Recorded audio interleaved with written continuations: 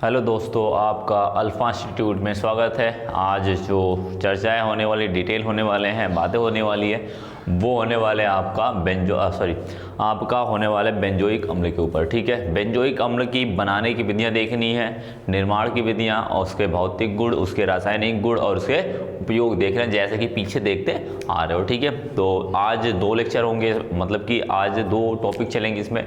एक तो बेंजोइक अम्ल बनाएंगे और दूसरा बनाएंगे ऑक्जेलिक अम्ल। ठीक है, 2 ही कंपाउंड इसके बचे हुए हैं। ठीक है, तो ये लास्ट है, तो इसको छोड़ना मत, क्योंकि ये जो पीछे से 2 लेक्चर हैं वो ज़्यादा इंपॉर्टेंट हो जाते हैं। क्यों? क्योंकि बड़े नंबर में आते हैं, जैसे बोल देगा आपको बेंजोइक अम्ल क्या होता है, इनका संक्षिप्त वर्णन, मतलब कहेगा बेंजोइक अम्ल क्या होता है, इसका वर्णन कीजिए। यानी वर्णन करने का मतलब होता है, क्वेश्चन का टाइप समझ लीजिए पहले कि कह देगा वर्णन कीजिए। तो वर्णन करने का मतलब इसको पहले तो बनाओगे कैसे, जो जिस वे में लिखाया जा रहा है ना, उसी वे में बनाना पड़ेगा। उसको बनाने की विधियाँ, उसके भौतिक गुण, उसके रासायनिक गुण और उसके बाद फिर उसका उपयोग लिखना पड़ेगा आपको। ठीक है, जैसे कि 4 नंबर में दे दिया, 5 नंबर में दे दिया, तो फिर आपको लिखना ही पड़ेगा वहाँ पे सारी चीज़ें उसके। ठीक है, सारी चीज़ें लिखना पड़ेगा। तो ये ध्यान रखना कि हमें कैसे लिखना है, कैसे करना है। ठीक है, ये सारी चीज़ें मन में होना चाहिए। नंबर के अकॉर्डिंग आपका लिखने का सिस्टम होना चाहिए, ये बात को ध्यान रखना। नंबर के अकॉर्डिंग आपको लिखने के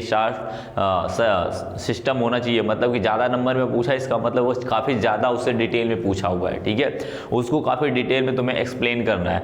यदि वो सिर्फ और सिर्फ 2 नंबर का पूछा हुआ है, ठीक है, यदि वो कोई भी क्वेश्चन सिर्फ 2 नंबर का पूछा हुआ है, बहुत बड़ा क्वेश्चन, ठीक है, तो एक बात समझिए, उसका मेन पॉइंट पूछा हुआ है जो कि 2 नंबर में आता है। ठीक है, यानी थोड़ा बहुत लिखना है, बहुत ज़्यादा नहीं लिखना है कि पूरा एक्सप्लेन करे। पूरे एक्सप्लेन की जरूरत नहीं होती है, उसको संक्षिप्त में समझाइए, ये बातें होती है। ठीक है, तो नंबर के साथ साथ उसका वेटेज दिया जाता है, कितना लिखना है, कितना नहीं लिखना है, ये बात को ध्यान रखना। ठीक है, बात समझ में आई?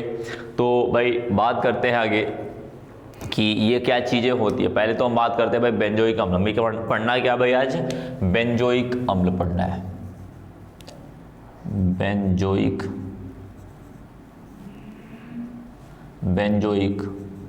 अम्ल ये पढ़ना है, इनके बारे में डिटेल समझना है भाई कि हमें क्या क्या चीज़ें मिल सकता है इसके बारे में। ठीक है, तो चलते हैं, शुरू करते हैं भाई। सबसे पहले आपको बेंजोइक अम्ल में क्या करना पड़ेगा, इसका भाई सूत्र लिख लेते हैं। क्या लिखते हैं? अणु सूत्र लिखते हैं भाई। अणु सूत्र हो गया। अणु सूत्र क्या होगा इसका? अणु सूत्र हो जाएगा C6H5COOH। ठीक है, यदि मैं संरचना सूत्र की बात करूं, भाई, तो क्या होगा?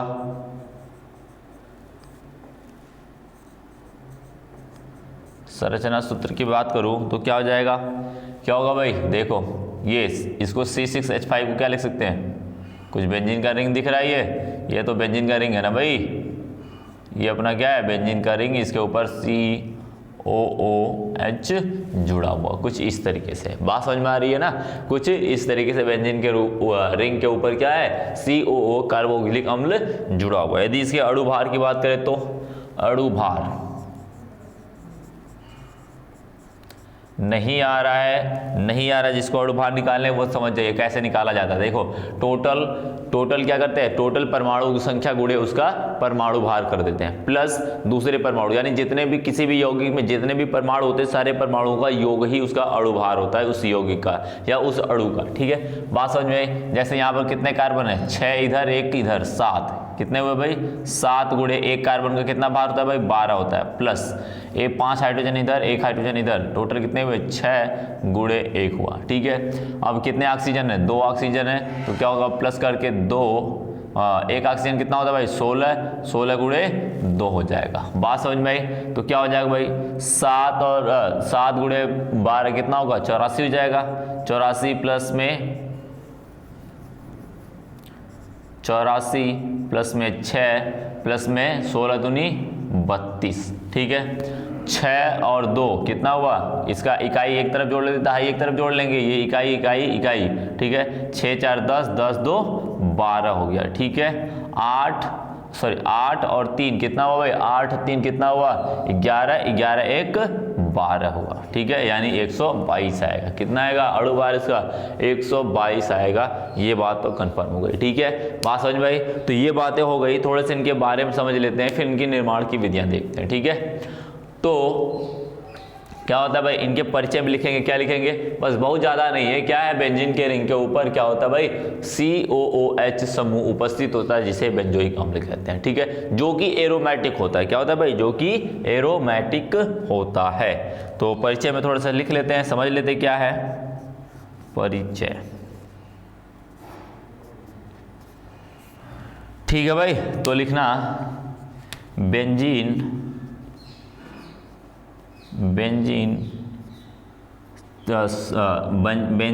रिंग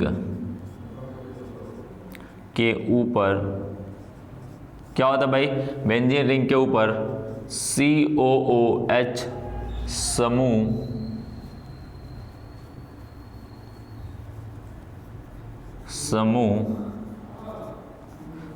उपस्थित होता है,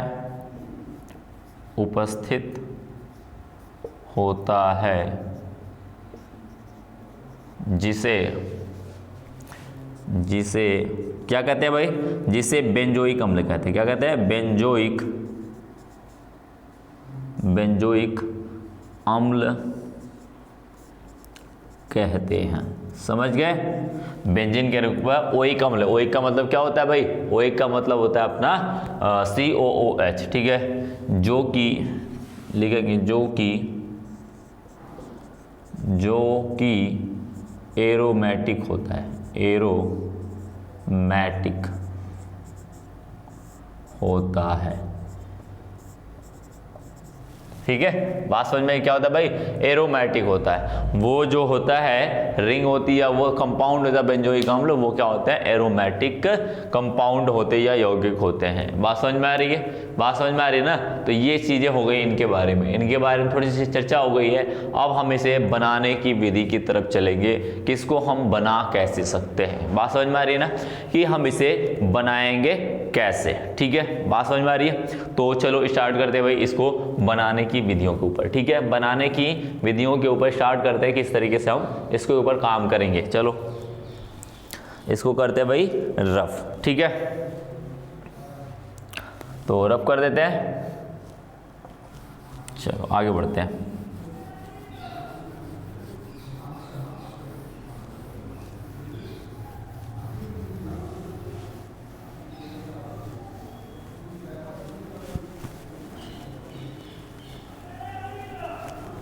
हेडिंग डाल लेना भाई, निर्माण की विधियां,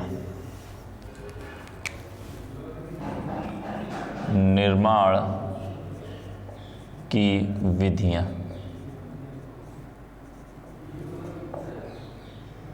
ठीक है, निर्माण की विधियां। उसमें जो सबसे पहला देखना है आपको, वो देखना है टाल्विन से। किससे भाई, टाल्विन से।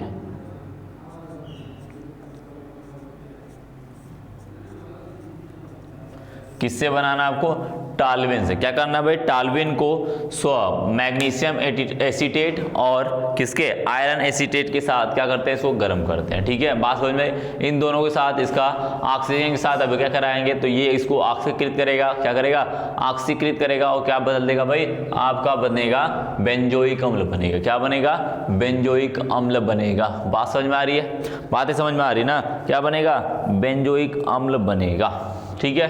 तो लिखते हैं, लिख लेना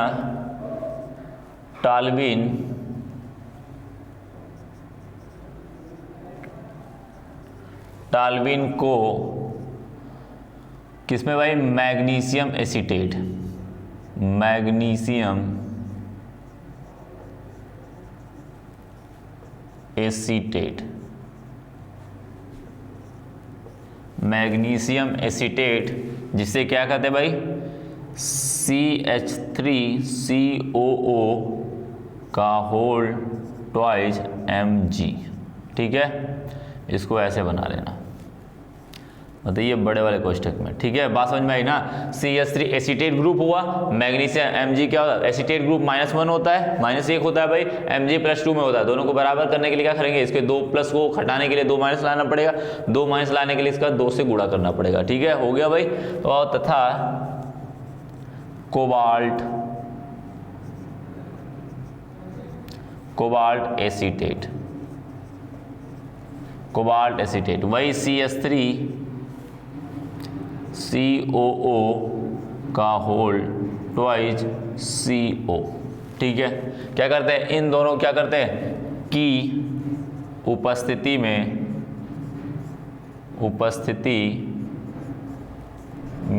क्या कराते हैं भाई, ऑक्सीकरण कराने पर, क्या कराने पर, ऑक्सीकरण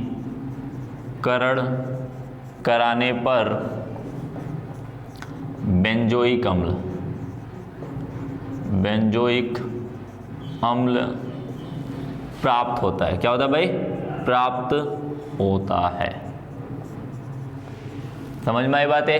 क्या करना है, इन दोनों की उपस्थिति में इनकी अभिक्रिया कराओगे, क्या होगा भाई, ये होगा ऑक्सीकरण हो जाएगा उसका, और टाल्विन क्या कर देगा, बेंजोइक अम्ल में परिवर्तित होगा। क्या होता है भाई टाल्विन, देखो ये रहा अपना बेंजीन,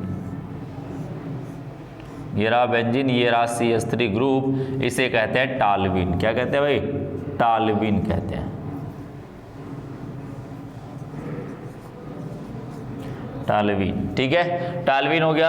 अब इसकी अब क्या कराते हैं भाई, ऑक्सीकरण कराना है। ऑक्सीकरण कराना है तो जानते हो भाई क्या करना पड़ेगा, आपको ऑक्सीजन देना पड़ेगा। क्या देना पड़ेगा, ऑक्सीजन देना पड़ेगा। तो इसमें क्या लगाएंगे, Mg, ऐसे लिखो इसको, CH3 COO का होल ट्वाइस प्लस में Mg plus CH3 COO OH का होल ट्वाइस CO। बात समझ में आई। तो ये ठहरा कोबाल्ट, इन दोनों की उपस्थिति में इसका ऑक्सीकरण कराएंगे। ये किस में बदल जाएगा भाई, ये बदल जाएगा बेंजोइक अम्ल में। बात समझ गए। इस वाले ग्रुप का जो ये वाला ग्रुप दिख रहा है, ये वाला ग्रुप दिख रहा है, ये वाला, ठीक है, इसका ऑक्सीडेशन हो जाता है। इसी ग्रुप का होगा, क्या होगा, इसी ग्रुप का ऑक्सीडेशन होता है। किसमें बदलता है भाई, COOH में। यानी ये ग्रुप क्या है, एल्किल ग्रुप है। कोई CH3 एल्किल ग्रुप होता है ना, एल्किल ग्रुप किसमें बदल जाएगा भाई, आपका बदल जाएगा कार्बोक्सिलिक अम्ल में। बात समझ में आ रही है ना। तो ये इसमें चेंज होगा और ये बना लेगा। ठीक है, बात समझ में आई। तो फटाक से इसको लिख लो। इस विधि से क्या कर सकते हैं हम, टाल्विन को बना सकते हैं। समझ गया भाई, इस विधि से टाल्विन को बना सकते हैं और कर सकते हैं इसको। ठीक है, अब क्या होगा, अब जल निकलेगा, वो जो बाहर में, इधर क्या है, हाइड्रोजन है, इधर से ऑक्सीजन ढेर सारी मात्रा में, दोनों निकल जाएंगे बाहर जल के रूप में, क्योंकि 2 हाइड्रोजन बच जाएंगे ना, इसका एक ही हाइड्रोजन मिला है इसको। ठीक है, तो ये हाइड्रोजन बच जाएंगे तो क्या होगा, वो जल के रूप में निकल जाएंगे, वो सह उत्पाद है। तो उसको लिखो या ना लिखो कोई दिक्कत नहीं है। बात समझ में आई।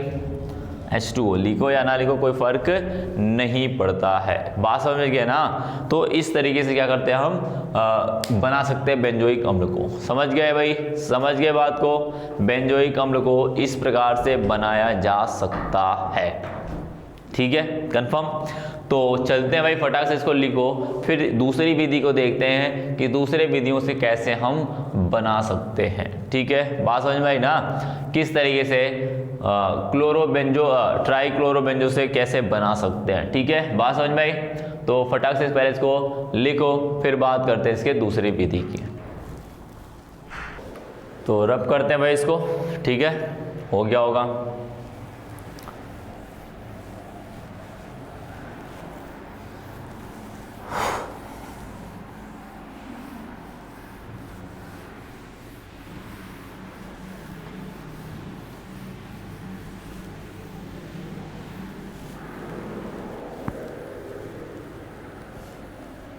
दूसरी विधि देखना भाई, दूसरी विधि देखना। देखो, जैसे मैं दूसरी विधि देखो, मैं बना सकता हूं बेंजो ट्राइक्लोराइड। क्या लिख सकते हैं भाई, बेंजो ट्राइक्लोराइड इनसे भी हम क्या कर सकते हैं, इनको बनाया जा सकता है या इनको हम बना सकते हैं। क्या करना है, इनको बेंजो ट्राइक्लोराइड को क्या करेंगे, अपना Fe जो आयरन होता है वो उत्प्रेरक के रूप में, और कैल्शियम हाइड्रोक्साइड के उपस्थिति में क्या करते हैं, इनका जल अपघटन कराते हैं। फटाक से क्या करता है, ये टूट जाता है किसमें, अपना बेंजोइक अम्ल में टूट जाता है। कैसे लिखेंगे भाई, इसको लिख लेना। तो हिंदी तो लिखने आती है सबको, प्रैक्टिस करते रहना भाई हिंदी की इसके, एक बार लिखने आ जाएगा ना फिर मजा आ जाएगा फिर एकदम बिल्कुल। ट्राई क्लोराइड,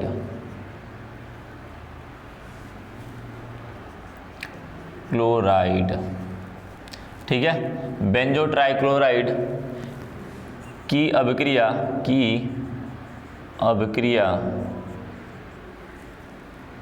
Fe उत्प्रेरक की उपस्थिति में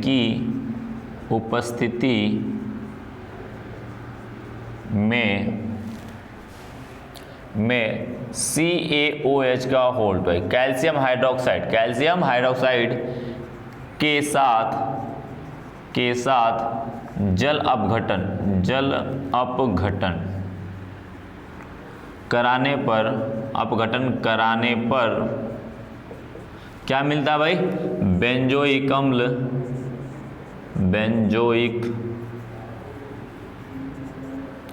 बेंजोइक अम्ल प्राप्त होता है। क्या होता है भाई, प्राप्त होता है।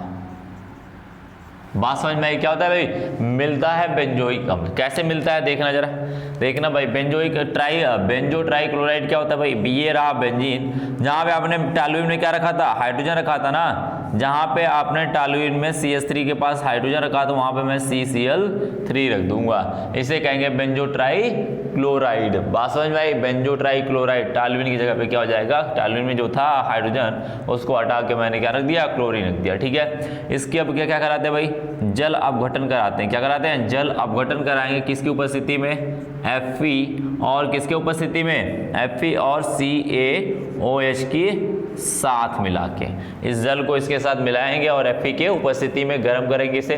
अब क्या कराएंगे तो क्या बनेगा भाई, ये जो ग्रुप है, ये वाला ग्रुप है, ये क्या बदल जाएगा, किसमें बदलेगा भाई आपका, बेंजोइक अम्ल में। किसमें, बेंजोइक अम्ल में, ठीक है। ये रहा अपना COOH, हो गया, बेंजोइक अम्ल बन गया भाई अपना। और बाहर क्या निकल जाएगा, इसका Cl और इसका हाइड्रोजन क्या मिलके HCl के रूप में बाहर हो जाएगा। बात समझ गए, क्या होगा, Cl के रूप में बाहर हो जाएगा, इसे कहते हैं बेंजोइक अम्ल।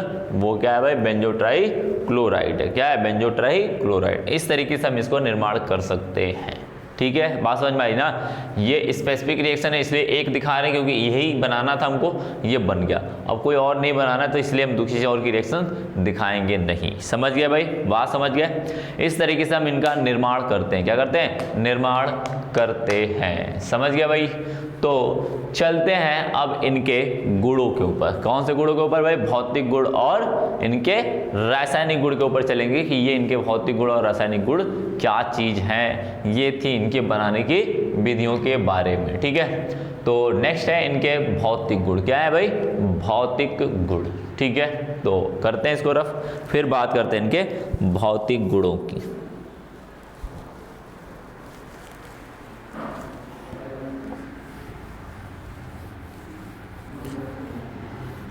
हो गया होगा भाई, आप आई होप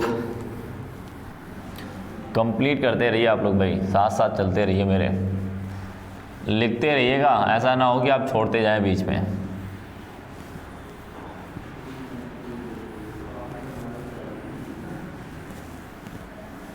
ठीक है भाई। तो चलते हैं इनके गुण के ऊपर। उसमें सबसे पहले लिखना भौतिक गुण।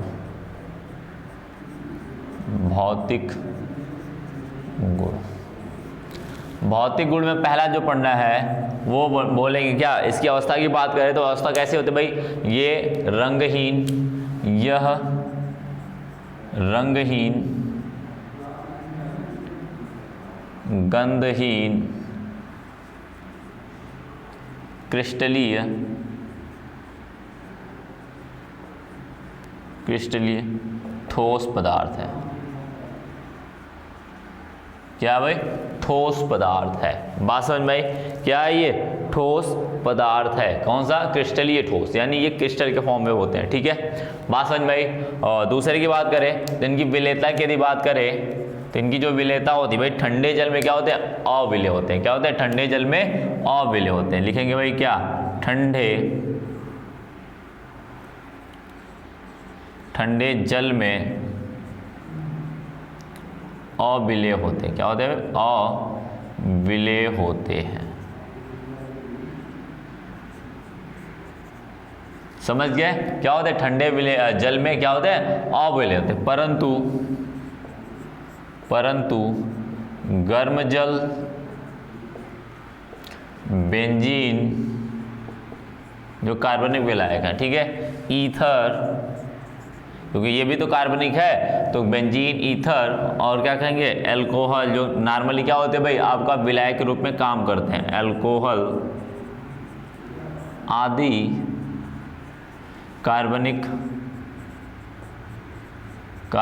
विलायकों में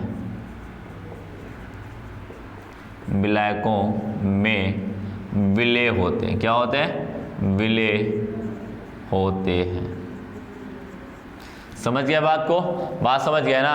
कार्बनिक विलायकों में क्या होते हैं? जैसे कि आपका गर्म जल में भी होते हैं। क्या होता है? ठंडा जल में तो अविलेय होते हैं, लेकिन परंतु क्या होता है? गर्म जल में विलेय हो जाते हैं। बेंजीन, अल्कोहल, ईथर, ऐसे जो जितने भी आपके विलायक हैं उन सभी में क्या होता है भाई? ये घुल जाते हैं आसानी से। ठीक है, और बात करें इनके क्वथनांक की और इनके गलनांक की तो क्या हो जाएगा भाई? इनका जो क्वथनांक है वो है अपना 150 यानी 150। ठीक है, और गलनांक जो है तो लिखेंगे इनका गलनांक कितना होता है? 121 डिग्री सेल्सियस तथा क्वथनांक कितना होता है? 150 डिग्री सेल्सियस होता है। ठीक है, बात समझ में आई? क्या होता है भाई? 150 डिग्री सेल्सियस होता है इसका क्वथनांक। समझ गया बात को समझ चुके हो? तो ये इनके हो जाते हैं क्या भाई? आपके भौतिक गुण। क्या हो जाते हैं भाई? भौतिक गुण हो जाते हैं। ठीक है, यदि इसको सूंघने की वाली बात करें तो क्या होगा भाई? सूंघने से खांसी आती है। क्या आती है भाई? खांसी आती है। यदि सूंघ लोगे ना इसको तो वो खांसी उत्पन्न करता है। तो लिखेंगे भाई चौथा, इसे सूंघने मात्र से खांसी व छींक आती है। ठीक है, क्या होता है भाई? सूंघने मात्र से खांसी और छींक आती है। समझ गए बात को? बात समझ गए? ये था इसका 4 नंबर। क्या था? 4 नंबर। ये इनके भौतिक गुण खत्म होते हैं। क्या होते हैं? भौतिक गुण खत्म होते हैं। रासायनिक गुण तो समझते ही हो आप, फटाफट लिखो इसको। ठीक है, रासायनिक गुण तो आप समझते ही हो। क्या करते हो भाई? रासायनिक गुण समझते ही हो। ये सारे रिएक्शंस पीछे पढ़ के आ चुके हो। क्या कर रहे हो भाई? सारे रिएक्शंस पीछे पढ़ के आ चुके हो। तो इसमें बात वो नहीं है, लेकिन फिर भी मैं रिएक्शंस दिखा देता हूँ। क्या करता हूँ? रिएक्शंस दिखा देता हूँ किस तरीके से इनकी रिएक्शंस होता है। लेकिन हिंदी आपने सभी की लिखी है, मैं दिखाऊंगा कैसे होता है। जितने भी एलिफैटिक कार्बोक्सिलिक अम्ल का जितने रिएक्शंस थे उसी तरीके से अल्कोहल कराओगे। अल्कोहल के साथ कार्बोक्सिलिक अम्ल का क्या करोगे? अल्कोहल के साथ अब क्या कराते हैं? तो एस्टरीकरण कहलाता है। तो एस्टरीकरण का नाम भी याद रखना। तो एस्टरीकरण में क्या करता है? यहाँ पे भी एस्टरीकरण हो जाएगा। आराम से अल्कोहल के साथ लेके आओगे, उनके साथ भी एस्टरीकरण करेगा। ठीक है, बात में अमोनिया लेके आओगे तो वहाँ पे एमीन जुड़ जाएगा। OH हटेगा, एमीन जुड़ जाएगा, यानी जल निकल जाएगा उसका। ठीक है, बात समझ में? इस तरीके से कराओगे रिएक्शंस, वो करेंगे। ठीक है, तो लिखते हैं भाई इसको रासायनिक गुण। तो इसको रफ करते हैं, इसको क्या करते हैं भाई? अपना रफ करते हैं। समझ गए? हो गया ये?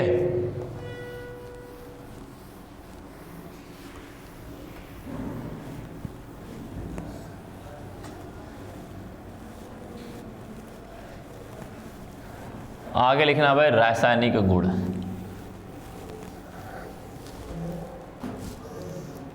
क्या लिखना भाई? रासायनिक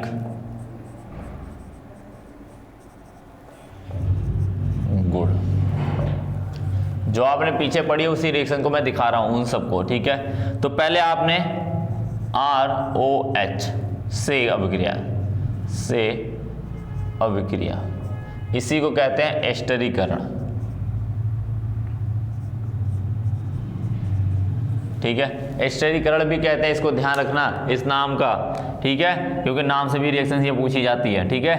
तो अल्कोहल में भी पढ़ोगे इसी को, और इसमें कार्बोक्सिलिक में भी इसी रिएक्शन को पढ़ोगे। क्या है भाई? यहाँ पर अपना क्या है? बेंजोइक, एलिफैटिक बेंजोइक, बेंजोइक हम ले लेना, एलिफैटिक नहीं लेना, क्योंकि एलिफैटिक के लिए बोलेगा तो वो अलग होगा, ये अलग होगा, ठीक है। बात समझ में? मैंने ले लिया मान के चलो C2H5OH, इनकी रिएक्शन कराओगे तो आप जानते हो क्या करेगा? जल निकालना है इसे, तो ये अम्ल है तो क्या करेगा? हाइड्रोजन आयन देगा, तो ये क्या देगा? OH समूह देगा, OH समूह देगा, या हाइड्रोजन आयन लेके क्या करेगा? जल बाहर कर लेगा। क्या होगा भाई? जल बाहर कर लेगा। बचेगा क्या? यहाँ पे एक बैलेंस बचेगा, इसकी बैलेंस यहाँ बचेगा। इसका मतलब लिख सकते हैं इसको कुछ इस तरीके से,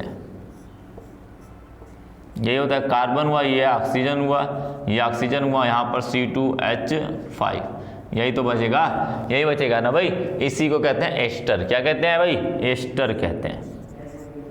समझ गए? एक रिएक्शन हो गई भाई, एक रिएक्शन हो गई। यहीं पे बात समझ में आ रही है ना? बात समझ में आ रही कि नहीं? ये एक रिएक्शन हो गई है, ठीक है। इस तरीके से ये काम करेंगे अपना, क्या करेंगे? इस तरीके से ये काम करने वाले हैं। बात समझ में आ रही है? बातें समझ में आ रही है ना?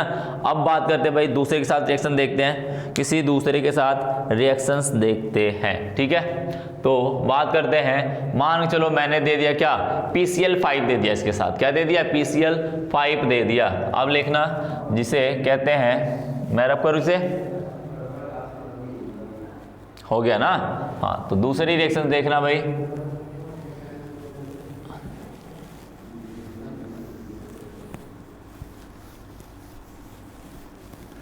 दूसरी रिएक्शन देखना PCl5 से, दूसरी रिएक्शन PCl5 से क्रिया, जिसे हम कहते हैं हैलोजनीकरण। क्या कहते हैं? हैलोजनी,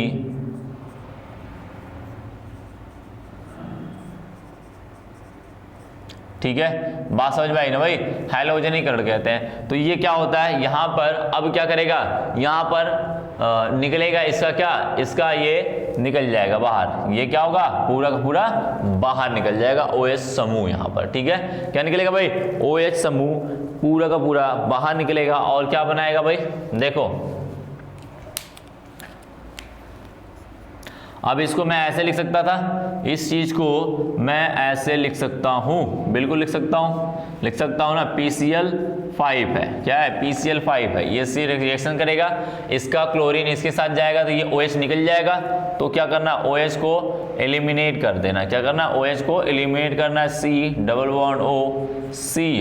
ठीक है। बात समझ में आई ना? ये OH निकला और इसके साथ OH आके जुड़ जाएगा, ठीक है।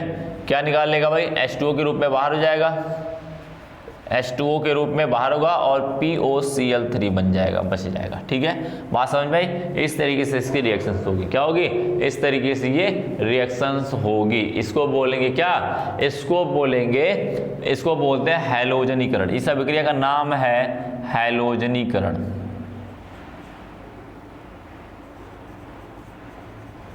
है ना भाई? हाइड्रोजन का देखो जोड़ा जा रहा है। क्या कर रहा है? हाइड्रोजन को जोड़ा जा रहा है, तो इसका मतलब इस अभिक्रिया का नाम होता है हाइड्रोजनीकरण। यदि हाइड्रोजनीकरण पूछ ले तो आप इस रिएक्शन को दिखा सकते हो। वैसे हाइड्रोजनीकरण पूछ दे तो किसी का भी रिएक्शन दिखा सकते हो। सिर्फ हाइड्रोजनीकरण पूछेगा तो एल्डिहाइड में, एलिफैटिक कार्बोक्सिलिक अम्ल में, या एल्डिहाइड में, या किसी के अंदर भी रिएक्शन दिखा सकते हो, आप फ्री हो। लेकिन वो पूछेगा कि बेंजोइक अम्ल में क्या करो, आप बेंजोइक अम्ल का हाइड्रोजनीकरण करो, तो फिर आपको क्या करना पड़ेगा? वहां पे फिर आप स्पेसिफिक रिएक्शन यही दिखानी पड़ेगी। बात समझ में आ रही है ना? यदि वो नहीं बोलता, सिर्फ बोलेगा हाइड्रोजनीकरण, तो हाइड्रोजनीकरण सब में होता है। इनमें भी होता है, एलिफैटिक कार्बोक्सिलिक अम्ल में होता है, आपका होता है एल्डिहाइड में होता है, अल्कोहल में, सारी जगह होता है। जहां जहां होगा वहां लिखेंगे। बात समझ में आ रही है ना? इस तरीके से इनकी रिएक्शंस लिखेंगे जहां जहां ये होते हैं, ठीक है, बात समझ में आई। तो बात करते हैं दूसरी रिएक्शन इनकी, देख लेते हैं कुछ और रिएक्शन देखते हैं भाई। P2 लिखते भाई P2O5 से, ठीक है। तीसरी रिएक्शन देखते हैं P2O5 से, फास्फोरस पेंटाक्लोराइड जिसे कहते हैं।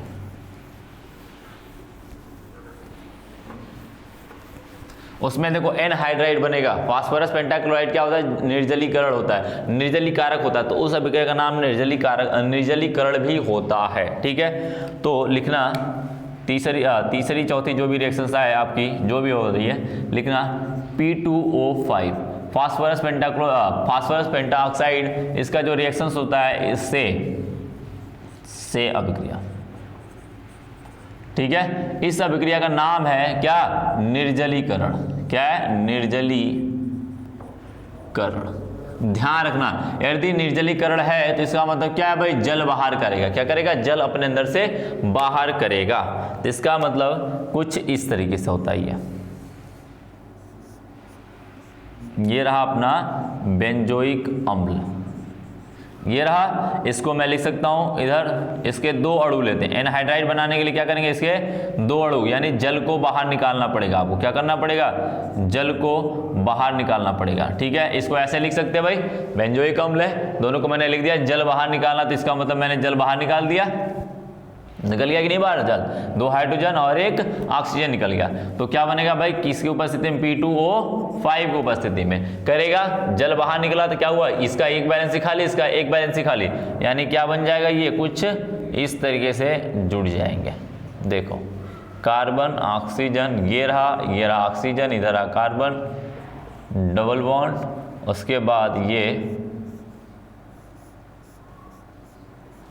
कुछ इस तरीके से जुड़ गए कि नहीं? ये बाहर निकले, इसका ये और ये दोनों आपस में क्या कर दिए? यहाँ पे जुड़ गए। इसे बोलते हैं एनहाइड्राइड। क्या बोलते हैं? एनहाइड्राइड।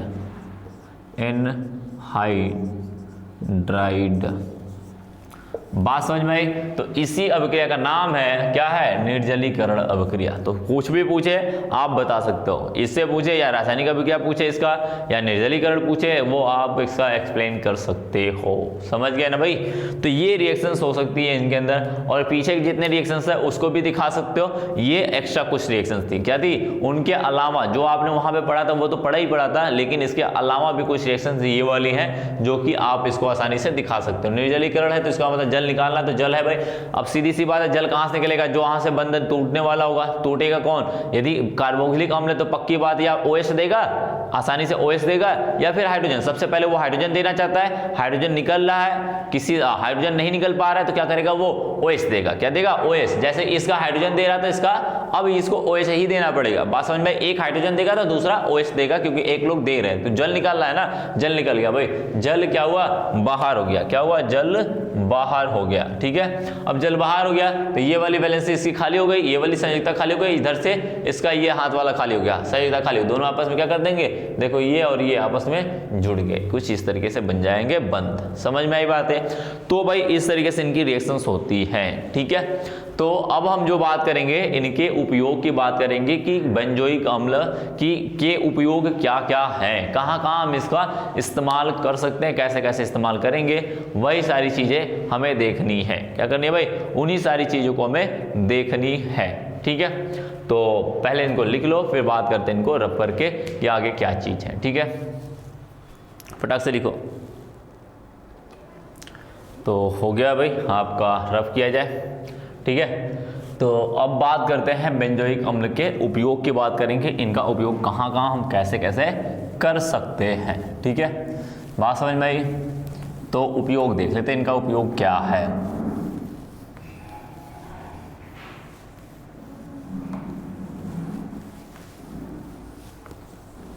हो हेडिंग डालिए भाई, हेडिंग डालिए उपयोग। क्या डालिए? उपयोग। अब उपयोग देखना भाई निम्न प्रकार से होते हैं। पहला क्या होता है भाई? इनका जो उपयोग कर सकते हैं वो करते हैं किसमें? रेशम में, या फिर कह सकते हैं रोगाणु नाशक, औषधि के रूप में। किसमें? औषधि के रूप में। ठीक है, बात समझ आई। पहला बात हो गया रोगाणुनाशक औषधि के रूप में। दूसरा उपयोग की बात करें तो इसका उपयोग कर सकते हैं हम कि उसमें फलों के संरक्षण में, किसमें, फलों के संरक्षण। वहां पे भी क्या था, कार्बोक्सिलिक अम्ल में किया था, ये भी कार्बोक्सिलिक अम्ल का ही एक पार्ट है, तो ये भी उसी में इस्तेमाल कर सकते हैं। ठीक है, तीसरे की बात करें तो भोजन के संरक्षण के रूप में भी कर सकते हैं हम। किसके भाई, भोजन के संरक्षण का मतलब बचाने के रूप में, ठीक है, के रूप संरक्षण में।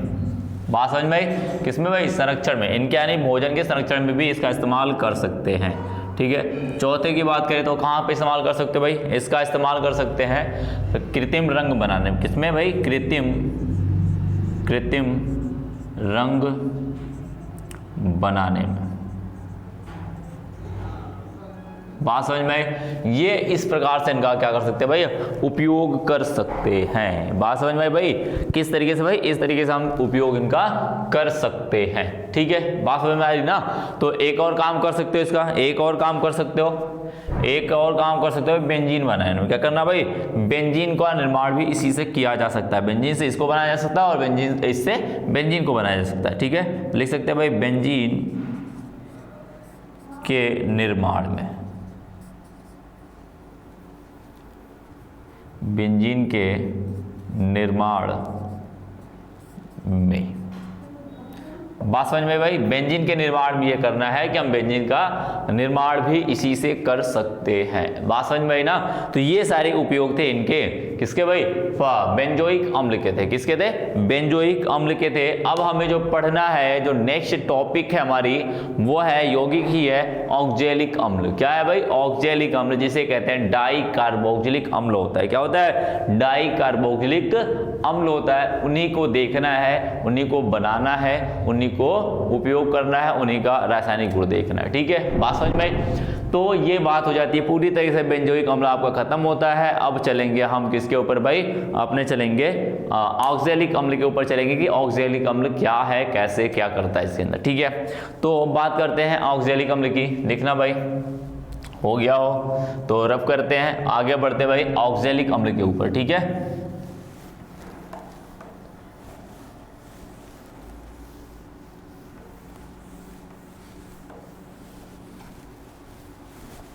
ऑक्जेलिक अम्ल के ऊपर चलते हैं, उनके यहाँ चलते हैं भाई, देखते हैं ये क्या चीज़ हैं, कैसे काम करते हैं, क्या इनका अणु भार है, सारी चीज़ वही फिर से फंडा अपनाएंगे भाई। जिस तरीके से हमने वहाँ पे चले थे इसी तरीके से यहाँ पे भी देखना है। क्या लिखेंगे भाई, ऑक्जेलिक अम्ल।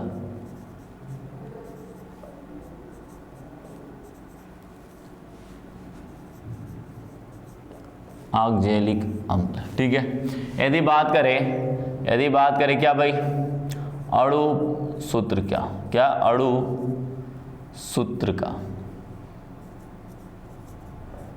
तो क्या हो जाएगा भाई, अणु सूत्र हो जाएगा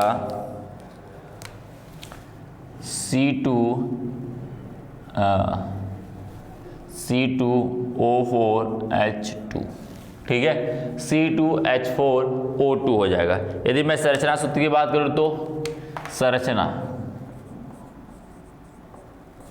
संरचना सूत्र, ठीक है, इनकी बात किया जाए तो कुछ इस तरीके से दिखेगा भाई। देखो कुछ इस तरीके से COOH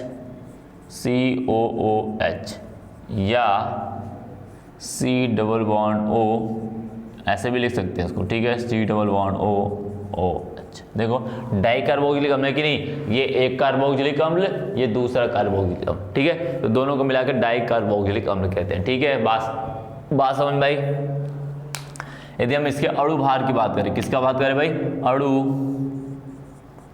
भार की बात करें तो कैलकुलेट कर लो भाई, कैलकुलेट कर लो। एक कार्बन का 12 गुणे कितने कार्बन 2, प्लस में एक ऑक्सीजन का 16 गुणे कितने ऑक्सीजन 4, गुणे एक ऑक्सीजन का, एक हाइड्रोजन का 1 गुणे 2, कितना हो जाएगा भाई, 12 दूनी 24, 16 चौको 64। ठीक है, 1 दूनी 2 हो गया। ठीक है, बात समझ में।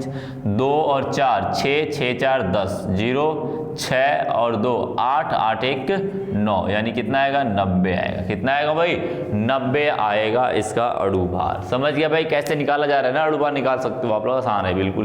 कक्षा 12 में हो तो आप आसानी से निकाल सकते हो कि अणु भार क्या होता है। समझ गए, ये तो बातें थी इनके बारे में। यदि परिचय की बात करें थोड़ा बहुत थोड़े से इसके बारे में लिख लेते हैं, क्या होगा, फिर चलते सीधे क्या करना है इसके बनाने की विधि के ऊपर। तो परिचय की बात करें तो क्या लिखेंगे, यह एक डाई ऑक्जेलिक अम्ल है, सॉरी यह एक क्या है, यह एक डाई कार्बोक्जिलिक अम्ल है। क्या है, कार्बोक्जिलिक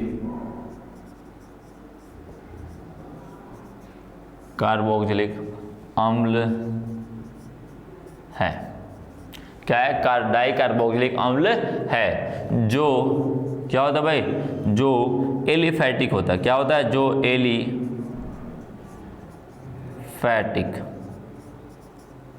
एरोमेटिक नहीं होता है, बात को ध्यान रखना, एलिफैटिक होता है, ठीक है, तथा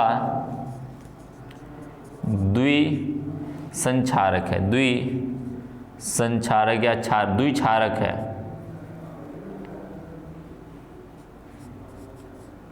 द्विक्षारक है। क्षारक का मतलब जानते हो ना, उसकी अम्लीय क्षारकता मैंने कहा था, अम्ल का हमेशा क्षारकता बताते हैं। क्या बोलते हैं, अम्ल की हमेशा क्षारकता बताते हैं, जितने वो हाइड्रोजन आयन देगा वही उसकी क्षारकता होती है, ठीक है। तो ये द्विक्षारक है। क्या है, द्विक्षारक, यानी 2 हाइड्रोजन आयन देने वाले हैं ये लोग। क्या है भाई, 2 हाइड्रोजन आयन देने वाले हैं ये लोग, ठीक है।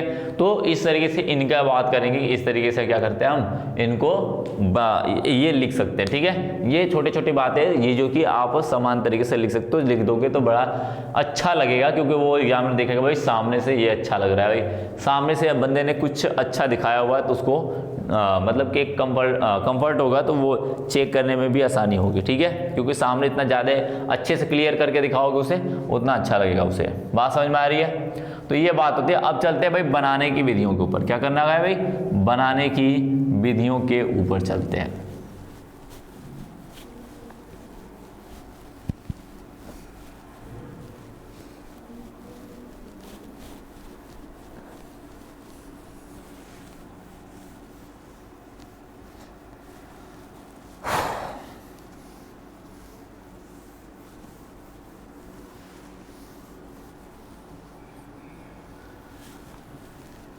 ठीक है भाई, तो बनाने की विधियों के ऊपर चलते कि किस तरीके से इसको बनाया जा सकता है। चलो भाई, तो हो गया है ये। चलो तो बनाने की विधियां देखते हैं। जो सबसे पहली विधि है, जो आपकी सबसे पहली विधि है, वो है सुक्रोज, जिसे हम कहते हैं चीनी। क्या कहते हैं भाई, चीनी के द्वारा।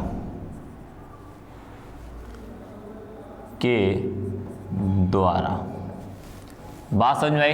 अब चीनी से बनाना, तो क्या करना है, सुक्रोज को हम क्या करते हैं भाई, मिलाते हैं, उसके अंदर सांद्र HNO3 और वेनेडियम पेंटा ऑक्साइड मिलाते हैं, ठीक है। बात समझ में आई।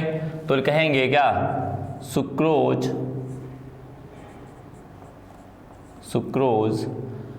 क्या भाई, सांद्र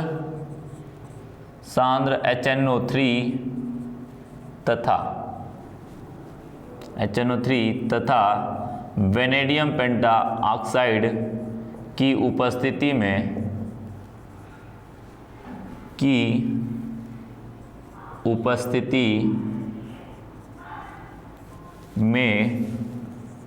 क्या करता है भाई, ऑक्जेलिक अम्ल का निर्माण करता है। क्या करता है,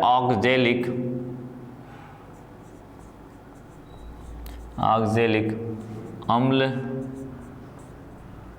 का निर्माण करता है।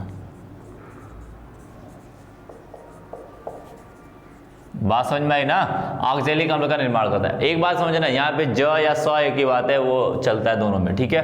कहीं कहीं लिखा रहता है, कहीं कहीं वो लिखता है, ठीक है। बात समझ में आई। तो क्या करना भाई, सुक्रोज क्या फार्मूला होता है चीनी का, C12H22O11, यही होता है चीनी का फार्मूला। इसे कहते हैं सुक्रोज या चीनी। इसके ऊपर क्या कराएंगे भाई, इसके अभी क्या कराएंगे, सांद्र HNO3 और वेनेडियम पेंटा ऑक्साइड, इनसे कराएंगे। ये क्या करते हैं, टूट जाते हैं किसमें, COOH और COOH, ऑक्जेलिक अम्ल में। किसमें भाई? ऑक्जेलिक अम्ल में। समझ गए बात को समझ गए। इस तरीके से ये क्या करते हैं, ऑक्जेलिक अम्ल बनाया जा सकता है। क्या कर सकते हैं भाई? इस तरीके से ऑक्जेलिक अम्ल का निर्माण हम लोग कर सकते हैं। ठीक है, कर सकते हैं। तो अब ये क्या करते हैं भाई, इनको साथ हैं थोड़ा सा ऑक्सीजन, क्योंकि ऑक्सीकरण करा रहे हैं ना भाई में की उपस्थिति में क्या करता है, ऑक्जेलिक अम्ल बनता है, यानी कि ऑक्सीकरण करा रहे तो ऑक्सीजन दे देंगे। क्या करेंगे? ऑक्सीजन दे देंगे। बात समझ में आ रही है ना? इस तरीके से ऑक्सीकरण कराते तो ये ऑक्सीजन देना पड़ता है इसमें। ठीक है, जो कि अंडरस्टूड है। इसको लिखने के लिए लिखो या ना लिखो बात वही है। ठीक है, तो लिख दो कि ज़्यादा बेहतर होगा, उसको समझ में आएगा भाई ऑक्सीकरण ही करा रहे हो, क्योंकि मैंने ऊपर लिखा नहीं ऑक्सीकरण। ठीक है, बात समझ में आ रही है? तो इनका ऑक्सीकरण होता है और ये क्या करते हैं, ऑक्जेलिक अम्ल में टूट जाते हैं। क्या करते हैं? ऑक्जेलिक अम्ल में टूट जाते हैं इनकी उपस्थिति में। ठीक है, यदि वैसे कराओगे, वैसे ऑक्सीकरण कराओगे तो ग्लूकोज और फ्रैक्टोज में टूटता है, जो कि C6H12 और O6 होता है। ठीक है, उसका फॉर्मूला कुछ और होता है। यदि नॉर्मली कराओगे, एक बात ध्यान रखना, चीनी का आप नॉर्मल अपघटन कराओगे, O11 होता है ऑक्सीजन की उपस्थिति में, तो क्या करता है, C6H12O6 बनता है 2 बार। इसमें एक ग्लूकोज होता है, एक फ्रैक्टोज होता है। बात समझ में आई? तो ये क्या होते हैं ना, ये नॉर्मल तरीके से बनते हैं। ठीक है, और इसमें क्या कर देंगे, ये सब मिला देंगे, ये सब मिला देंगे, तो ये दोनों मिलाने के बाद ये इसमें ना तोड़ के किसका क्या करेगा, ऑक्जेलिक अम्ल में तोड़ेगा। इस बात को ध्यान रखना। क्या करना? इस बात को ध्यान रखना है आपको। समझ गए? क्योंकि स्पेसिफिक रिएक्शन तो एक ही रिएक्शन काम करेगा इसका। ठीक है, बात समझ में आई? तो अब आगे की बात करते हैं, दूसरे रिएक्शंस की बात करें। यदि दूसरे रिएक्शंस की बात करें, इसके अंदर सोडियम फॉर्मेट से भी बना सकते हैं, सोडियम फॉर्मेट से भी इसका निर्माण कर सकते हैं ऑक्जेलिक अम्ल का। ठीक है, बात समझ में आई? तो उसी को लिखना भाई, सोडियम फॉर्मेट के साथ अभिक्रिया। ठीक है, बात समझ में आई? देखना, अब इसको रब कर दे।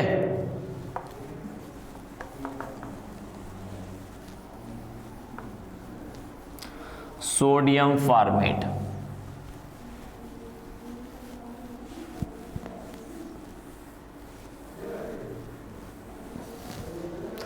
हमें देखना है सोडियम फॉर्मेट।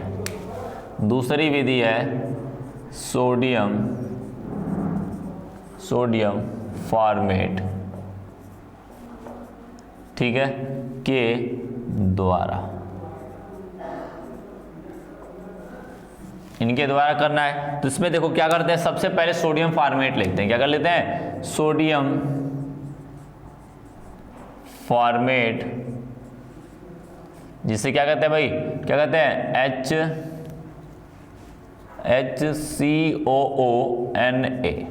फार्मिक अम्ल होता है, उसका हाइड्रोजन हटाओगे, अम्ल का हाइड्रोजन हटाओगे, वहां पे सोडियम लगा दोगे, सोडियम फॉर्मेट हो जाएगा। ठीक है, बात समझ में आई? को 300 डिग्री सेल्सियस ताप पर गर्म करने पर, ताप पर गर्म करने पर क्या बनता है भाई, सोडियम ऑक्जेलेट का निर्माण होता है। सोडियम ऑक्जेलेट, ऑक्जेलेट का निर्माण होता है, निर्माण होता है। समझ गया बात को?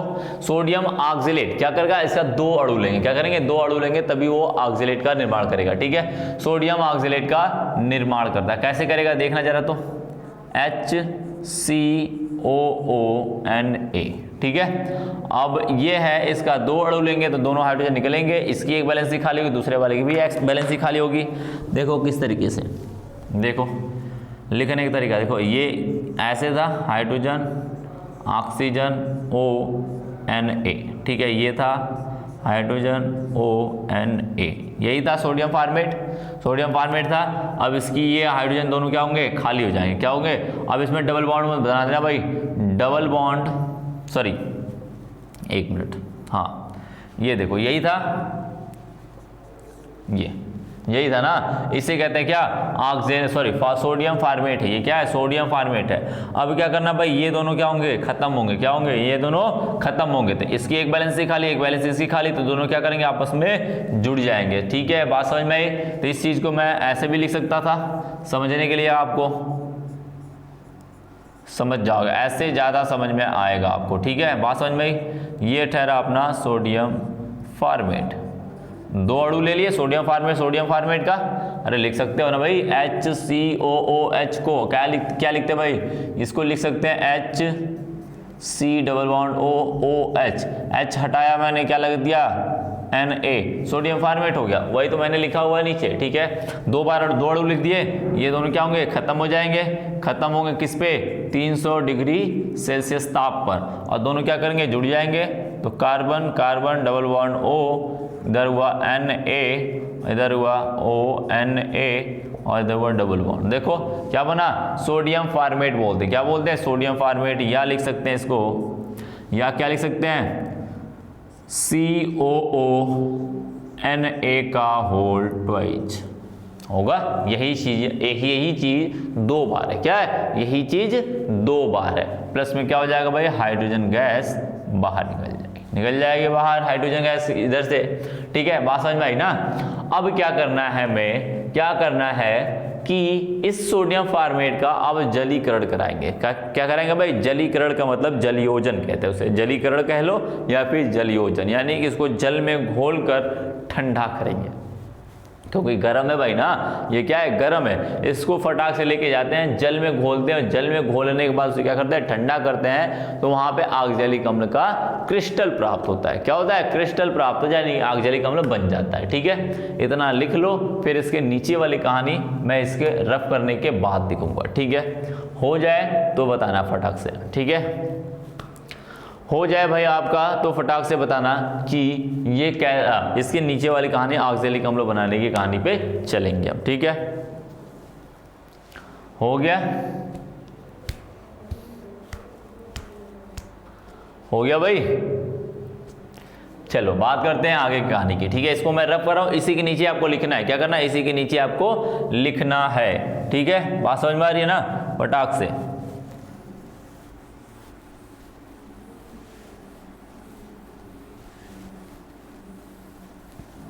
चलो मैं अभी लिख रहा हूं, इसको मैं रफ कर रहा हूं बाद में लिखने के बाद। अब क्या मिला मेरे पास, इसे बोलते हैं सोडियम फार्मेट। सोडियम फार्मेट, ठीक है, सोडियम फार्मेट बना तो लिखेंगे, इसी के नीचे लिखना आप। ठीक है, सोडियम फार्मेट को जल में मिलाकर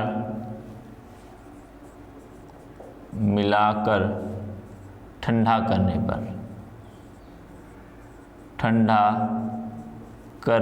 पर क्या होता है भाई, करने पर क्या होता है,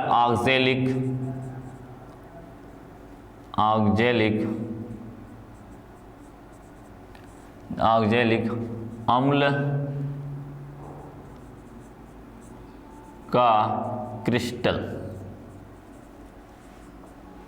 क्रिस्टल प्राप्त होता है। क्या होता है भाई, क्रिस्टल प्राप्त होता है, किसका, ऑक्जेलिक अम्ल का। अब मैं इसको क्या कर रहा हूं भाई, रफ कर रहा हूं। क्या कर रहा हूं, रफ कर रहा हूं। ठीक है, बात समझ में आई।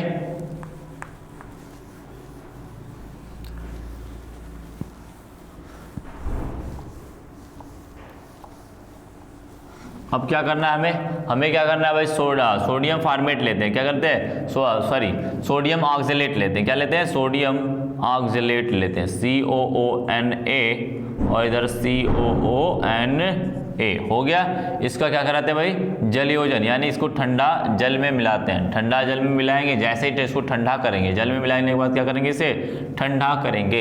ये क्या हो जाएगा भाई, COOH इंटू 2H2O, यानी क्रिस्टल प्राप्त होगा। जल के रूप में क्या हो जाता है, उससे जुड़ जाता है, उससे बोलते हैं क्रिस्टल। क्या बोलते हैं, क्रिस्टल के फॉर्म में हो गया। यानी इसको लिख सकते थे C2, दोनों को मिला लिया जाए तो क्या होगा, C2O4 C2O4 H2 into 2H2O।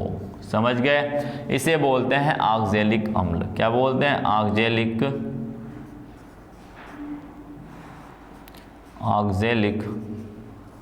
अम्ल।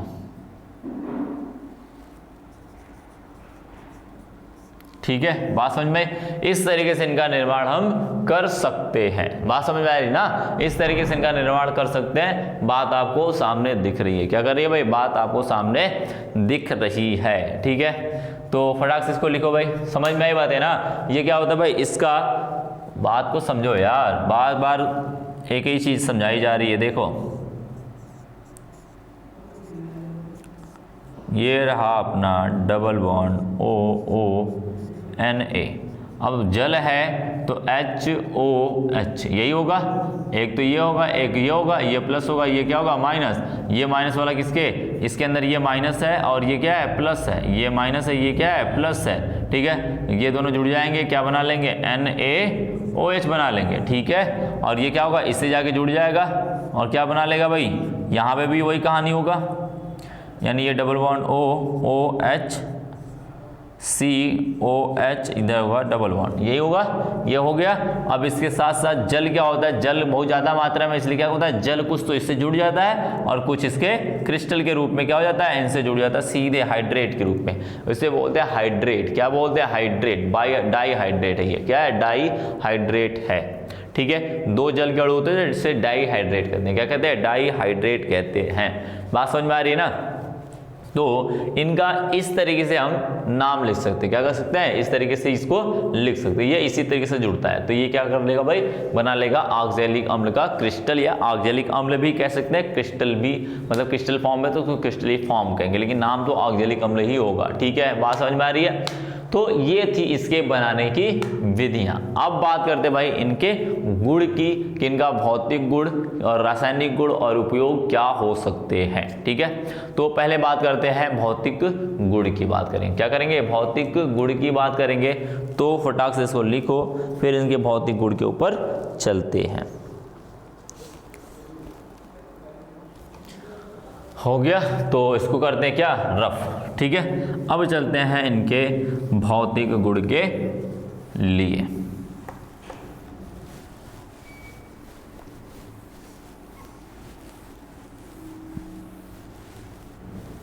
हेडिंग डाल लेना भाई, भौतिक गुण।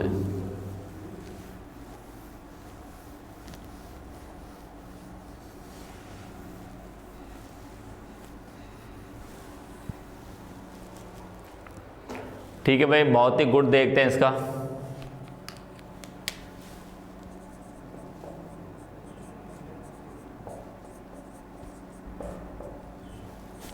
भौतिक गुण में पहला देखिए, ये क्या होता है भाई?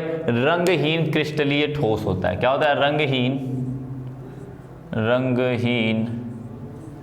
क्रिस्टलीय, रंगहीन क्रिस्टलीय ठोस पदार्थ है। क्या है? रंगहीन क्रिस्टलीय ठोस पदार्थ है। बात समझ में आई? दूसरे की बात करें, दूसरा क्या बात करें? तो ये दूसरा क्या है? इसका है भाई, इसके गलनांक की बात करें, गलनांक क्वथनांक की बात करें। ठीक है, तो इसका जो क्रिस्टलीय ठोस पदार्थ है, या क्रिस्टलीय लिख सकते हैं, क्रिस्टलीय, या फिर कह सकते हैं जलयोजित, जलयोजित मतलब जिसके अंदर क्रिस्टल के रूप में जल है। ठीक है, जलयोजित ऑक्जेलिक अम्ल, जेलिक अम्ल क्या होता है भाई? C2O4 H2 इंटू 2H2O का गलनांक क्या होता है भाई? 101.5 डिग्री सेल्सियस होता है सेल्सियस, तथा निर्जल ऑक्जेलिक अम्ल, ऑक्जेलिक अम्ल क्या होगा फॉर्मूला भाई? निर्जल वाले का C C2O4H2 सिप हो जाएगा H2। ठीक है, बात समझे, इसमें जल नहीं होगा, निर्जल का मतलब जल नहीं होना। ठीक है, इसका जो क्वथनांक होगा, इसका गलनांक कितना होता है, 189 डिग्री सेल्सियस होता है। बात समझ में आई ना, निर्जल वाले कुछ और होता है, और क्या होता है भाई, इसका जलयोजित ऑक्जेलिक अम्ल का कुछ और होता है। ठीक है, तीसरे की बात करें तो ये क्या होते हैं भाई, ये होते हैं जल में, क्या होते हैं भाई, अविलेय होते हैं। ठीक है, जल लिख सकते हैं, जल में विलेय होते हैं, जल व अल्कोहल में विलेय, परंतु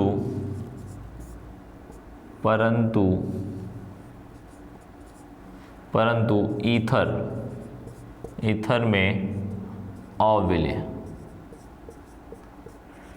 ठीक है, अविलेय होते हैं। क्या होते हैं भाई, ईथर में नहीं घुलते हैं, लेकिन जल और अल्कोहल में घुल जाते हैं आसानी से। ठीक है, चौथे की बात करें तो इनके भौतिक गुण के चौथे की बात करें तो ये क्या होते हैं, विषैले। यदि विषैली प्रकृति की बात करें, ऑक्जेलिक अम्ल जो होते हैं वो विषैले होते हैं, तो लिखेंगे यह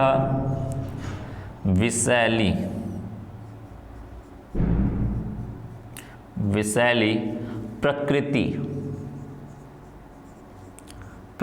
के होते हैं।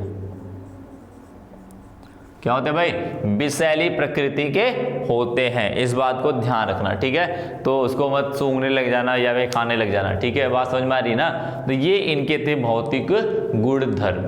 अब बात करेंगे इनके रासायनिक गुणधर्म की रासायनिक गुणधर्म क्या होते हैं, कैसे होते हैं, इनकी रिएक्शंस कैसी होती है, क्योंकि इसमें के अंदर क्या है भाई, ऑक्जेलिक अम्ल है और दो ऑक्जेलिक अम्ल, क्या है, ऑक्जेलिक नहीं कह सकते इसको, अंदर कार्बोक्सिलिक अम्ल का ग्रुप है जो कि दो बार है, तो ये रिएक्शन दोनों दिखाएंगे। क्या करेंगे, दोनों दिखाएंगे, वही रिएक्शंस होगी। क्या होगी भाई, वही रिएक्शन जो आपने ऑक्जेलिक कार्बोक्सिलिक में पढ़ा था, वही सारी रिएक्शंस पढ़नी है, बस यहाँ पर दो जगह पे होगी। ठीक है, बात समझ में आई, दो प्लेस पे होगी, उन्हीं को थोड़े से ध्यान रखना पड़ता है। ठीक है, बात समझ में आई, हो गया हो तो रफ किया जाए इसको। क्या किया जाए भाई, रफ किया जाता है इसे।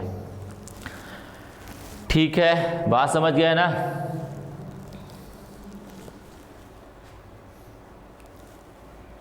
चलिए रफ कर देते हैं हम। आते हैं रासायनिक गुणधर्म के ऊपर। किसके ऊपर, रासायनिक गुणधर्म के ऊपर।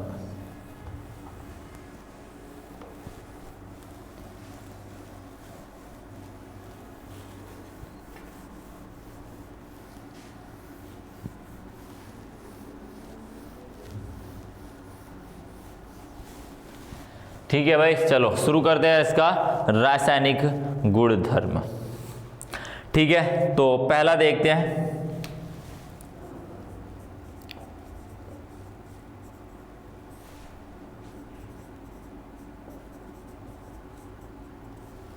रासायनिक गुणधर्म। पहला देखते हैं सोडियम हाइड्रोजन कार्बोनेट से। क्या भाई, सोडियम हाइड्रोजन कार्बोनेट से। ठीक है, लिखना नहीं भाई, बहुत ज़्यादा मैं दिखा नहीं रहा हूँ उसका। क्या करना है भाई, रिएक्शन दिखाना। देखो क्या है, C2O4H2, इसकी अब क्या करानी, किससे, NaHCO3 कार्बोनेट से गर्म कर देंगे।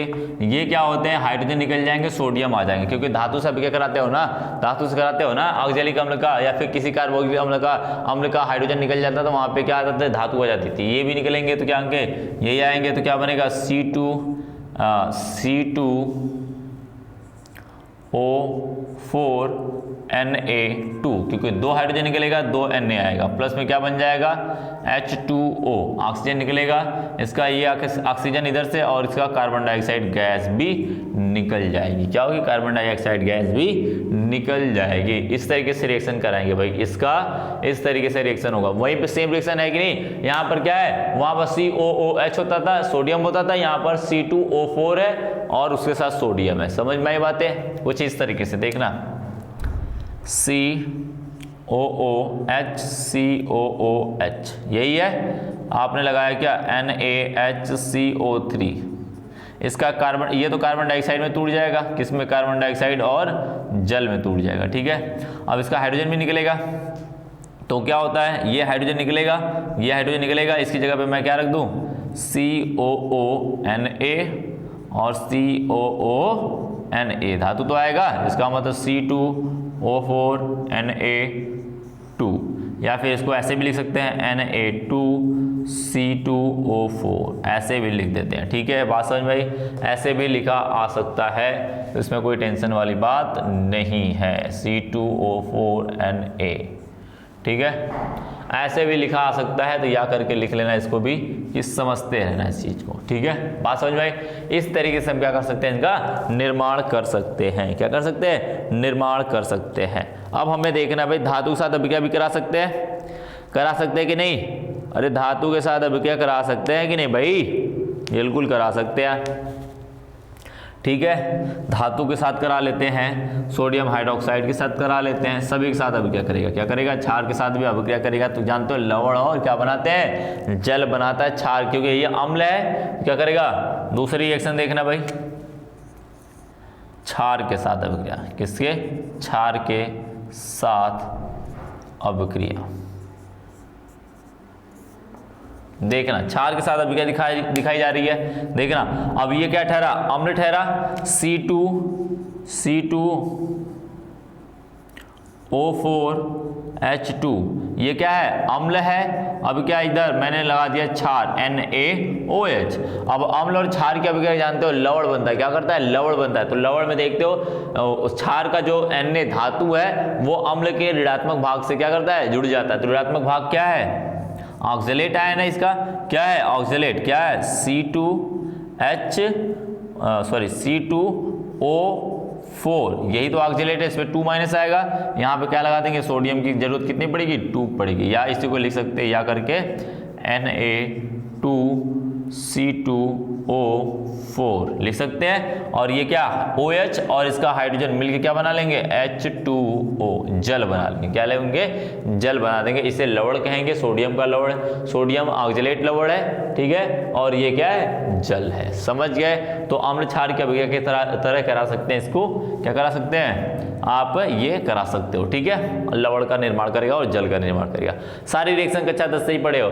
अब जानते हो भाई, किसी अम्ल की अभिक्रिया धातु से कराने पर क्या होता है, लवण बनता है और हाइड्रोजन गैस मुक्त होती है कि नहीं, बात पीछे भी पढ़ते आ रहे हो। तो सेम तरीका यहां पर भी होगा, क्या होगा, सेम कंडीशन यहां पर भी होगा, ठीक है। बात समझ में आ रही है ना, क्या होगी, सेम कंडीशन यहां पर भी वही चीज चल रही है। देखो तीसरी रिएक्शंस देखते हैं,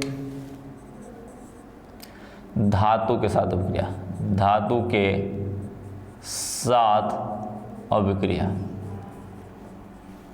ठीक है। अब धातु के साथ अभिक्रिया करानी है, देखो कैसे करा सकते हैं, लिख सकते हैं COOH प्लस में धातु ले लिया, 2 मैंने ले लिया, रख लो भाई, पोटेशियम रख लेते हैं, चलो पोटेशियम रख लो, खुश हो जाओ, ठीक है। पोटेशियम रख लिया। अब क्या करेगा, ये धातु हाइड्रोजन को रिप्लेस करेगा, हाइड्रोजन निकलेगा, दोनों हाइड्रोजन निकलेंगे किसके रूप में, हाइड्रोजन गैस के रूप में। तो दोनों पोटेशियम यहाँ पे जमा हो जाएंगे, क्या हो जाएगा, KCOO के प्लस में H2 गैस, ठीक है। बात समझ में आई, इसे बोलेंगे पोटेशियम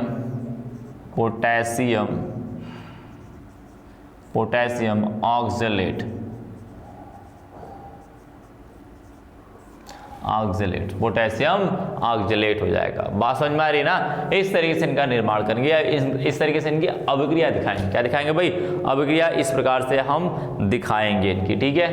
तो फटाक से लिखो। फिर नेक्स्ट की बात करते हैं, नेक्स्ट रिएक्शंस की बात करते हैं। तो क्या कर सकते हैं भाई, किससे करा सकते हैं, आप इसका एस्टरीकरण भी करा सकते हैं कि नहीं भाई, एस्टरीकरण भी करा सकते हो। एस्टरीकरण का मतलब कार्बोक्सिलिक अम्ल के अंदर एल्कोहल को देना, क्या देना, एल्कोहल को देना। आप एल्कोहल दे सकते हो, बिल्कुल दे सकते हैं हम, ठीक है। बात समझ में आई, तो रब कर दे नीचे वाले को।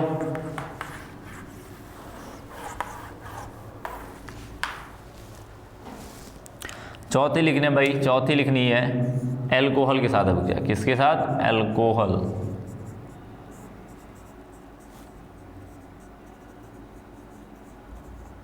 ठीक है, जिसे हम कहते हैं क्या? एस्टरीकरण।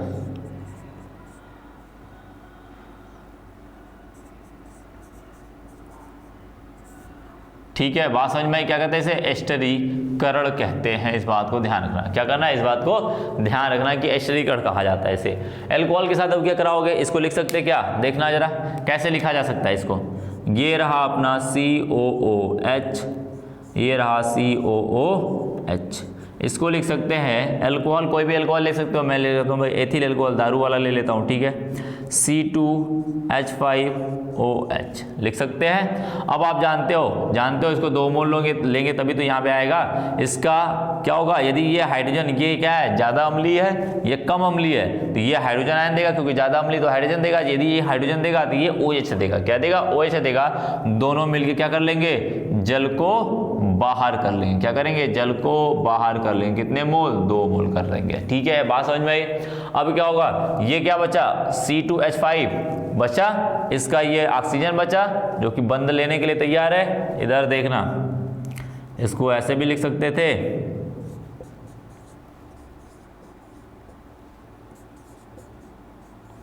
ये इसको लिख सकते थे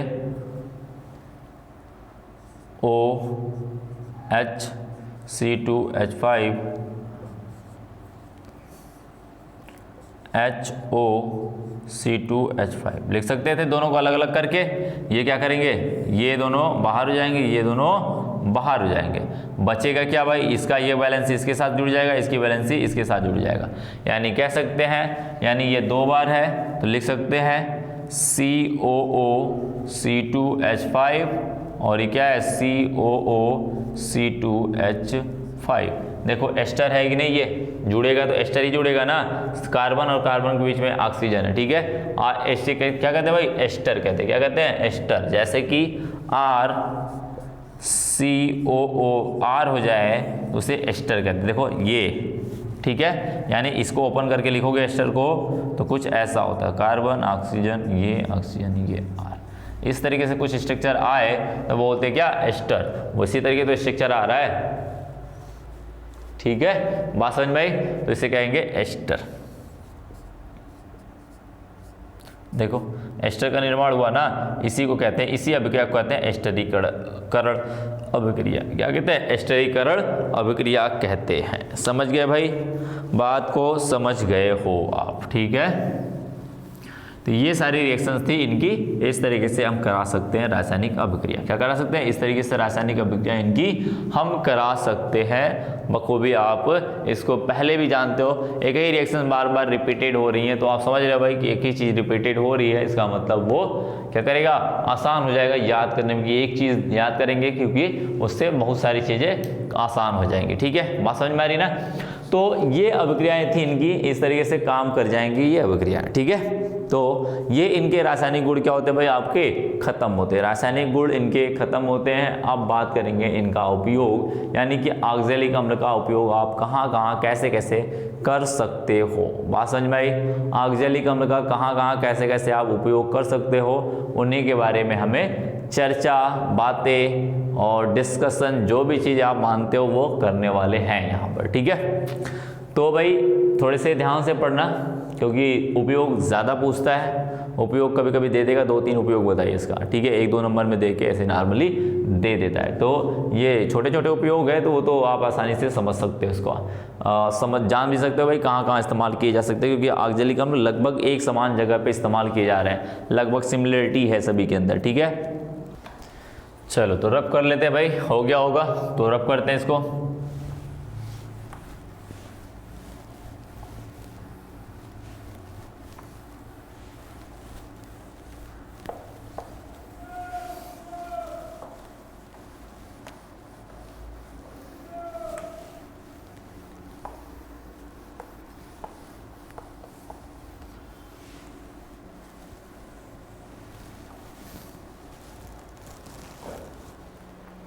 तो लिखिए भाई उपयोग।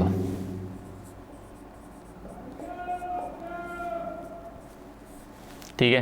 तो उसमें पहला उपयोग की बात करें तो इसे कहाँ का इस्तेमाल कर सकते हैं भाई, अभिकर्मक के रूप में इस्तेमाल कर सकते हैं, उपयोग कर सकते हैं। ठीक है, तो लिखेंगे प्रयोगशाला में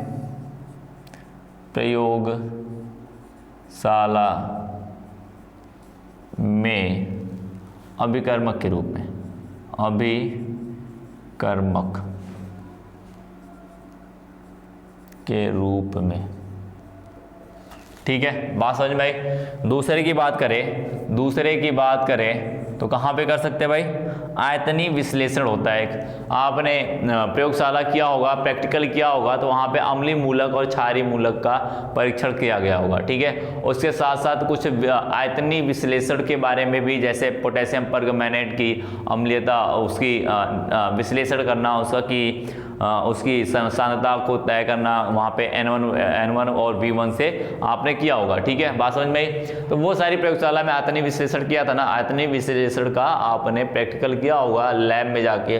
तो जो लैब गया होगा या फिर प्रैक्टिकल लिखा भी होगा तो उसको ये सारी चीज़ें लिखवाई गई होगी। ठीक है, पोटेशियम परमैंगनेट के बारे में। ठीक है, तो उन्हीं के विश्लेषण में। ठीक है, तो लिखेंगे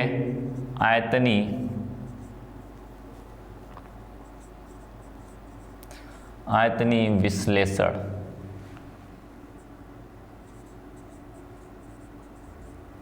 विश्लेषण में KMnO4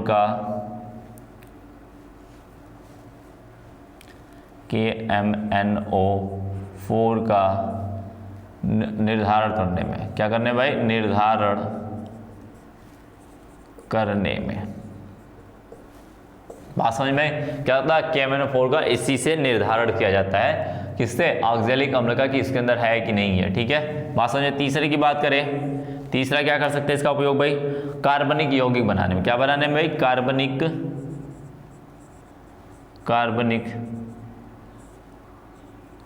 यौगिकों के निर्माण यौगिकों के निर्माण में। बात समझ में, क्या करना भाई, कार्बनिक यौगिकों के निर्माण की बात करता है। ठीक है, चौथे की बात करें तो कहाँ पे इस्तेमाल कर सकता है इसका भाई, इसका इस्तेमाल कर सकते हैं हम, कहाँ कर सकते हैं, रंगाई में। कहाँ पे, रंगाई व छपाई में। यहाँ पे भी इसका इस्तेमाल किया जा सकता है। पांचवें की बात करें तो विरंजक के रूप में भी इसका इस्तेमाल कर सकते हैं भाई, विरंजक के रूप में। किसके रूप में भाई, विरंजक के रूप में। ठीक है, यानी कर उड़ाने वाले का। ठीक है, रंगाई छपाई भी कर सकते हैं, उड़ा भी सकते हैं और इसे बना भी सकते हैं। ठीक है, बात समझ में आई। तो ये सारे इनके थे उपयोग, इस तरीके से इनका उपयोग हम कर सकते हैं। समझ गए भाई, बात को आप समझ चुके हो। ठीक है, तो इनका उपयोग इस रूप में कर सकते हैं कि नहीं भाई, बिल्कुल कर सकते हैं। और भी लिखना चाहो तो लिख सकते हो, ऐसे खैर 4-5 तो भी बहुत है, लेकिन ऐसे भी लिखना चाहो तो लिख सकते हो। जैसे क्या, अपचायक के रूप में काम करता है भाई, किसी का अपचयन करा सकता है, बिल्कुल करा सकता है, अपचायक के रूप में। चाहो तो लिख सकते हो, क्योंकि 5-6 तो भी बहुत है भाई। या 6-7 की बात करें तो कहाँ पे इस्तेमाल कर सकते हो इसका इस्तेमाल कर सकते हैं नीली स्याही बनाने में। क्या करने में भाई, नीली स्याही के निर्माण में। नीली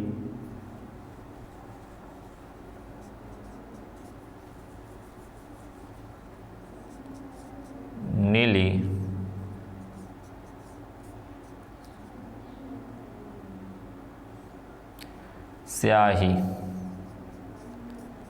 के निर्माण में। ठीक है, नीली स्याही के निर्माण में भी इसका इस्तेमाल हम कर सकते हैं। ठीक है, बात समझ में, क्या कर सकते हैं इनका इस्तेमाल यहाँ पे कर सकते हैं। तो ये सारे इनके क्या थे, निर्माण यानी उपयोग थे। कहाँ हम उपयोग इसका कर सकते हैं, इनके निर्माण में भी कर सकते हैं नीली स्याही बनाने के। ठीक है, तो बात करते हैं, अब ये बातें हो जाती हैं खत्म। क्या हो जाती है, ऑक्जेलिक अम्ल हो जाते हैं बिल्कुल आपका खत्म, और इसी के साथ साथ आपका चैप्टर भी हो जाता है समाप्त। कि आपने जितना भी एल्डिहाइड पढ़ा, इसी के अंदर कीटोन पढ़ा, कीटोन के साथ साथ आपने क्या पढ़ा, इन्हीं में क्या पढ़ा, आपने कार्बोक्सिलिक अम्ल पढ़ा, ठीक है, और उनके यौगिकों के बारे में, सभी के यौगिकों के बारे में पढ़ा। तो ये चैप्टर हो जाते हैं यहीं पे खत्म। मैंने कहा था भाई आपका 20 लेक्चर में पूरा चैप्टर कर देंगे, हम फिनिश कर देंगे, ठीक है, बात समझ में। तो यहाँ पे मैंने कहा था कि जो 20 लेक्चर करीब आएंगे उसमें पूरा चैप्टर खत्म हो, क्योंकि इसमें 3 चैप्टर थे, ठीक है, बात समझ में, 3 चीजें थी इसके साथ साथ, 2 फेज में, जहाँ पे कीटोन और एल्डिहाइड एक साथ पढ़ाया गया था हमने, और कार्बोक्सिलिक अम्ल को अलग करके पढ़ा था, ठीक है, बात समझ में आई। तो फिर बात करेंगे नेक्स्ट वाले लेक्चर में, अब आएंगे नेक्स्ट चैप्टर को लेकर, ठीक है। तब तक के लिए आपका धन्यवाद। और भाई आपने यदि नहीं पढ़ा इस चैप्टर को तो पूरा वीडियो आपको मिलेगा, प्ले लिस्ट में जाओगे तो आपको वहाँ पे मिल जाएगा, वीडियो वहाँ पे सर्च करोगे तो मिल जाएगा, और पूरा का पूरा लेक्चर देख लोगे तो ज़्यादा बेहतर समझ में आएगा, ठीक है। तो यहाँ पर ख़त्म करते हैं और बात करेंगे अगले वाले नेक्स्ट लेक्चर में नए चैप्टर की तरफ से, ठीक है। तब तक के लिए धन्यवाद।